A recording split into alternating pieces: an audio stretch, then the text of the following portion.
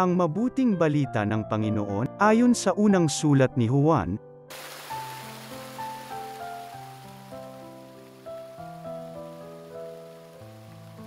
Mga anak, isinusulat ko ito sa inyo para hindi kayo magkasala. Ngunit kung magkasala ang sinuman, may tagapamagitan tayo sa Ama. At iya'y si Hesukristo, ang walang sala.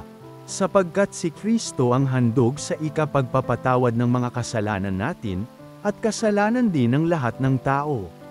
Nakatitiyak tayong nakikilala natin ang Diyos kung sinusunod natin ang Kanyang mga utos. Ang nagsasabing, nakikilala ko siya, ngunit sumusuway naman sa Kanyang mga utos ay sinungaling, at wala sa Kanya ang katotohanan.